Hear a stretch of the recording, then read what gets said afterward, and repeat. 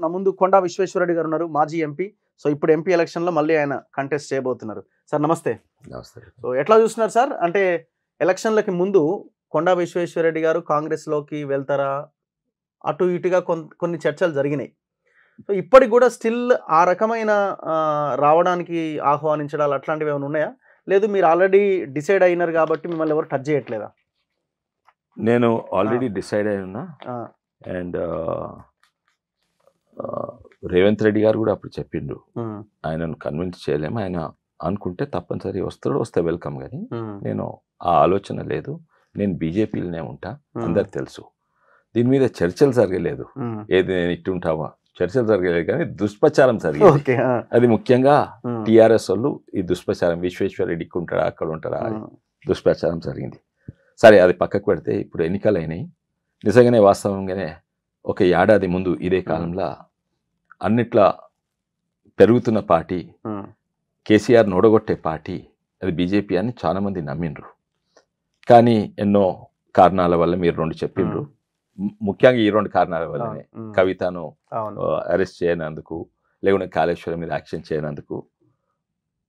దాని మీద కాంగ్రెస్ దుష్ప్రచారం చేసింది ఏంటంటే బీఆర్ఎస్ బీజేపీ ఒకటే అని. ఇది వాస్తవాలు కాకుండా, వాస్తవాలను కాక ప్రజలు ఏం నమ్ముతుండ్రో అది ఇంపార్టెంట్. ఎలక్షన్స్ అప్పుడు ప్రజలు నమ్మిండ్రు. అందుకే మాకు 40, 50, 60 వచ్చే బీజేపీ పార్టీ చాలా తక్కువ వచ్చినాయి. తక్కువ కాదు, యాక్చువల్లీ ఎలక్షన్ 2, 3 అని కూడా చెప్పిండ్రు ఎంతోమంది. కానీ 8 వచ్చినాయి. అది మాకు కనీసం 20 వచ్చే అవకాశం ఉండే, అయినా కూడా ప్రచారం ఉన్నా కూడా. కానీ ఎన్నో కారణాల వల్ల మాకు 8 వచ్చినాయి. నేను అనుకున్న 15 వచ్చినాయి. నా దాంట్లో కూడా కొన్ని గెలుస్తాం అనుకున్నాము. రెండో స్థాయిలో వచ్చినాము. అయితే అవి కూడా గెలుస్తాం అనుకున్నాం, కానీ పని చేయలేదు, గెలవలేదు. కానీ ఈ ఎలక్షన్స్లో అన్నిట్లో ఎక్కువ పెరిగిన పార్టీ అంటే బీఆర్ఎస్.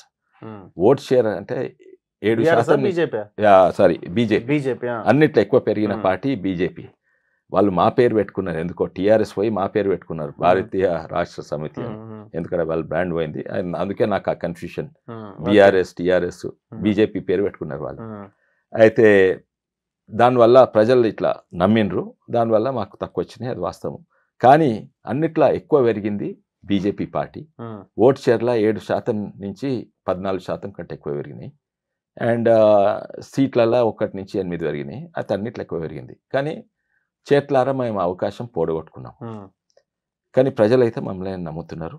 ఇంకా లాస్ట్ 3-4 డేస్లలో మెయిన్ సెంటిమెంట్ ఏంటంటే కాంగ్రెస్ సెంటిమెంట్ కాదు, బీజేపీ సెంటిమెంట్ కాదు, యాంటీ కేసీఆర్ ఫ్యామిలీ సెంటిమెంట్ ఉండే. అది లాస్ట్ 4-5 డేస్లో ఒకటే సైడ్ వెళ్ళిపోయింది కాంగ్రెస్ దిక్కు. న్యూట్రల్ ఓట్స్ అన్ని కాంగ్రెస్ దిక్కు వెళ్ళిపోయినాయి. అయితే అదే కాక ముస్లిం ఓట్స్, అది కొంచెం అది తప్పు. ఏ వర్గము, ఏ కులము, ఏ మతం కూడా ఓట్ బ్యాంక్గా తయారు కావద్దు.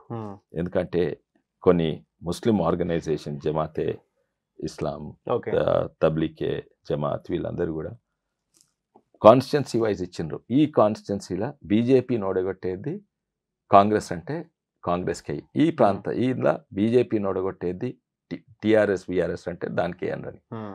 సో ఎవరు కూడా ఏ సెగ్మెంట్ అన్నా, ఏ వర్గం అన్నా, ఏ కులం అన్నా, ఏ మతం అన్నా ఓట్ బ్యాంక్ అయితే వాళ్ళకి లాభం ఉండదు. ఎందుకంటే రాజకీయ పార్టీలు వాళ్ళని ఓట్ బ్యాంక్గా మార్చుకుంటుంది.